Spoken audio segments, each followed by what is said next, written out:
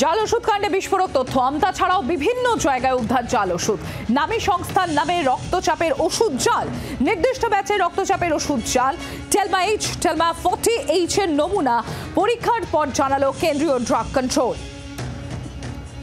জাল ওষুধ কাণ্ডে বিস্ফোরক তথ্য। আমতা ছাড়াও বিভিন্ন জায়গায় উদ্ধার জাল ওষুধ, বিভিন্ন জায়গা থেকে উদ্ধার জাল ওষুধ। নামী সংস্থার নামে রক্তচাপের ওষুধ জাল, নির্দিষ্ট ব্যাচের রক্তচাপের ওষুধ জাল। টেলমা 40H এর নমুনা পরীক্ষার পর জানালো কেন্দ্রীয় ড্রাগ কন্ট্রোল। অয়ন শর্মা আমাদের প্রতিনিধি রয়েছেন আমাদের সঙ্গে। অয়ন, তাহলে যে আশঙ্কা করা হচ্ছিল সেটাই সত্যি প্রমাণিত হলো। উচ্চ রক্তচাপের ওষুধ, সেটাও জাল, কি জানা যাচ্ছে?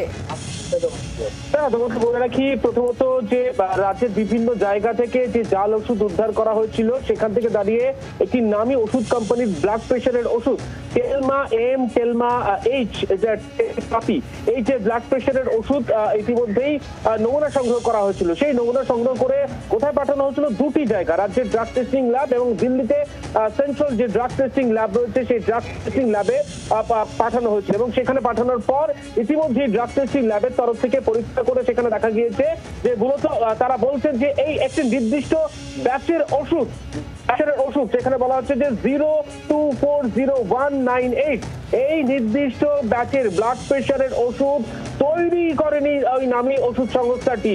এবং তারা বলা হচ্ছে যে ওষুধের যে লেভেল, সেই লেভেল নকল করা হয়েছে এবং এই ওষুধটি তারা তৈরি করেনি। তাদের ম্যানুফ্যাকচারিং যে হাব রয়েছে সেখানে কোনোভাবে তৈরি করেননি, কিন্তু অসাধু কিছু ব্যবসায়ী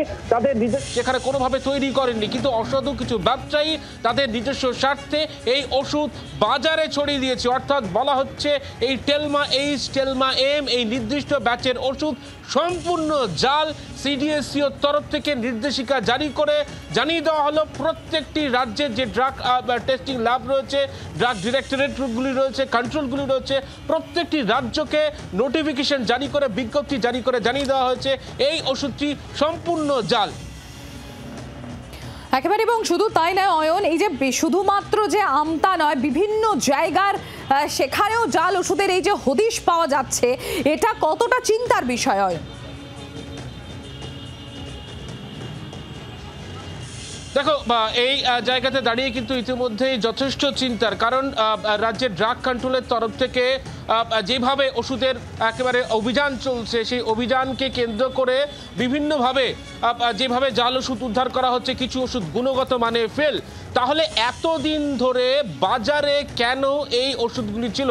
কেন এতদিন ধরে ড্রাগ কন্ট্রোলের তরফ থেকে অভিযান হয়নি? সেটা নিয়ে কিন্তু রীতিমতো প্রশ্ন উঠতে শুরু করেছে। খুব স্বাভাবিকভাবে এই প্রশ্নের পাশাপাশি আরো একটা বিষয়ে প্রশ্ন উঠতে শুরু করেছে যে এই যে রক্তচাপের ওষুধ আমরা এখন দেখছি সেখানে জাল বেরোচ্ছে এবং সেন্ট্রাল ড্রাগ কন্ট্রোল তারা জানাচ্ছে, তো সেক্ষেত্রে অন্যান্য ওষুধও যে এরকম অবস্থা নয় সেটাই বা সাধারণ মানুষ বুঝবে কি করে? একেবারে দেখো, এই জায়গাটা কিন্তু এখনো পর্যন্ত পরিষ্কার নয় যে সাধারণ মানুষ কিভাবে বুঝবে, তার পন্থাটা কি। কারণ তোমাকে বলে রাখি যে বিভিন্ন জায়গায় যখন ড্রাগ ইন্সপেক্টররা যাচ্ছেন তারা QR কোড স্ক্যান করে দেখছেন। মাত্র 300টি যে ওষুধ, সেই 300টি ওষুধের QR কোড রয়েছে, বাকি ওষুধেও QR কোড নেই। তাহলে বোঝা যাবে কিভাবে যে কোন ওষুধটি জাল? সেটা কিন্তু নিয়ে আলাদা করে পরিষ্কার করে এখনো পর্যন্ত কোনোভাবে সরকারিভাবে নির্দেশিকা নেই। তবে প্রত্যেককে বলা হচ্ছে যে সতর্ক থাকতে, যারা ড্রাগ যে বিভিন্ন যে হোলসেল যে রিটেলার যে শপগুলো রয়েছে তাদেরকে বলা হচ্ছে যে QR কোড স্ক্যান করে তাদের স্টোরে যাতে ওষুধ ঢোকানো হয় এবং সেই জায়গাতে দাঁড়িয়ে এই যে জাল ওষুধগুলি উদ্ধার করার জন্য একেবারে আমাদের সেদিকে নজর থাকবে। আপাতত তোমাকে ধন্যবাদ।